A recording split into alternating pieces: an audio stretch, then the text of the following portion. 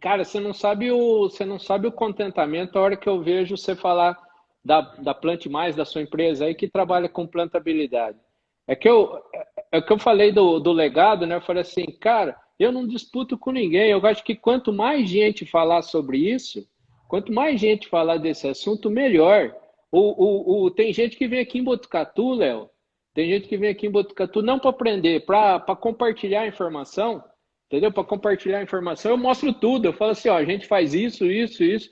Porque o que acontece é um tema tão legal, né? E ajuda tanto o produtor a boa plantabilidade, que assim, isso aí não pode ficar eu costumo falar, não pode ficar na estante da biblioteca, entendeu? Esse conhecimento nosso não pode ficar na estante da biblioteca. E garanto para você, Léo, e você sabe disso, né? Para quem está nos ouvindo, vendo e ouvindo aí, a plantabilidade dá resultado. Muito. Plantabilidade dá resultado. Eu tenho vários trabalhos que eu posso mostrar para vocês que a boa plantabilidade dá resultado. E é bom a gente falar isso, né, Léo? Porque tem gente que vai lá e fala assim: ah, esse negócio aí é para inglês ouvir, cara, se eu plantar bem ou plantar de qualquer jeito, no final da balança lá é a mesma coisa. Não é, não, meu amigo. Não é. Não é. Já está mais do Exato. que provado que a plantabilidade faz diferença, né? E eu queria ver o seu relato também depois. E falando da plantabilidade e definição, né? Para quem nunca ouviu, o que é isso, professor? O que é esse termo? Se você procurar lá no Google, se for na internet, vai falar que plantabilidade é distribuição uniforme da semente, né? Distribuição uniforme da semente. Não, nós vamos mais além que isso. Nós vamos mais além. Porque, claro, a distribuição uniforme tem que ter, né? É perfeito.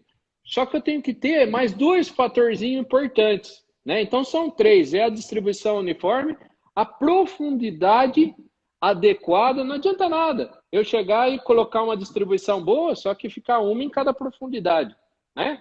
Hoje as máquinas novas, os modelos de máquina nova, tá aí o Gustavo para falar isso, que é o quê? Quer que coloque a tendência é colocar semente na mesma profundidade, é isso que nós queremos, né? Para dar um arranque inicial melhor.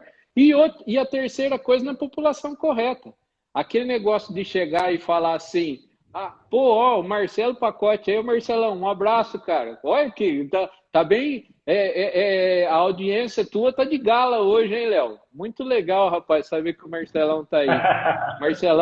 O Marcelão sabe tudo de semente, sabe tudo na parte de semente. Ele é um dos ícones aí da parte de semente, né? De qualidade de semente. E então, ô Léo, são esses três itens, né? Se a gente pegar a uniformidade, pegar a profundidade e pegar a população, beleza, aí eu começo a ter um capricho maior no plantio. Não é isso aí mesmo, Léo?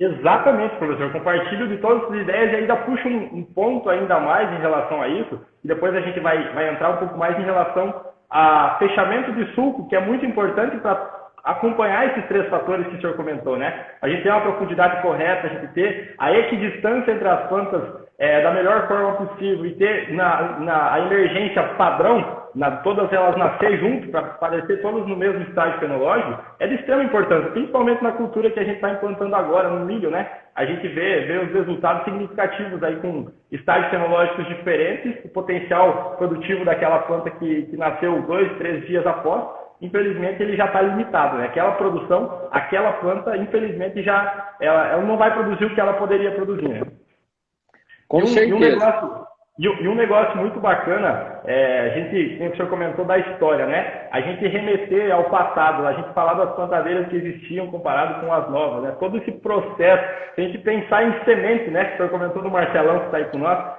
a semente hoje de soja, por exemplo, antigamente era só quilo que se falava, né? Tantos quilos por hectare e assim por diante. Hoje a gente está falando em semente, população exata por metro linear, por hectare, né? Já está se comprando semente. Os produtores já estão acostumados nessa ideia a comprar, começar a comercializar a semente por unidade de produção, né? O Dirceu Gasto falava muito disso, né? A gente tratar cada planta como uma unidade de produção.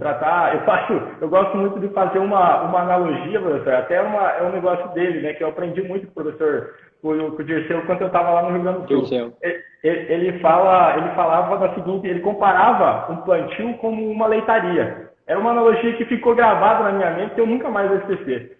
Ele fala o seguinte, a gente, dentro de uma leitaria, a gente vai ter lá 10 vacas de leite, um exemplo, uma leitaria pequena, né? Para a gente chegar numa média de produção de 25 litros de leite por dia, o senhor concorda comigo que nós vamos ter planta produzindo 30, 32, 35 litros por dia, e vacas, né? Produzindo isso de leite e outras produzindo 15. Então, no final das contas, a gente vai ter aquela média. Não tem jeito, né? Então, é um negócio muito bacana para a gente pensar a lavoura como unidade de produção, né? A gente precisa cuidar cada planta como se fosse única, né? Tem que chorar quando uma planta dá uma falha e quando dá uma dupla, né? Ô, Léo, o que você está falando aí, eu vou dar outro exemplo do Dirceu que eu aprendi com ele. O Dirceu foi meu mestre, tá certo? Eu falo para todo mundo, né? Ou eu não sei o que a gente tinha de tanta amizade assim, de tanto vínculo, que ele chegava, porque ele falava de outros assuntos também, não só plantabilidade, né? Daí, quando ele não podia ir nos eventos, ele falava assim, não, chama o Paulinho lá, o professor Paulo lá de Botucatu, lá que ele fala melhor que eu. Eu falo assim, mas para de falar assim, Dirceu, pelo amor de Deus, rapaz. Olha a responsabilidade que você dá para mim, né? E daí ele chegava e falava assim, um negócio bem legal. Quando nós vamos no campo, quando a Plante Mais vai lá no campo, né? Aí vai lá e vai fazer uma avaliação de plantabilidade, ô Léo. Todo mundo, 100% pergunta assim para mim, ô professor, quantos metros a gente analisa? Não faz isso aí para você também? Quantas plantas nós vamos avaliar? O Dirceu falava assim, ó, é 1 metro. Eu falei assim, mas como? 1 metro? Daí eu falava assim, se você está errando num metro aqui, quer dizer que você está errando.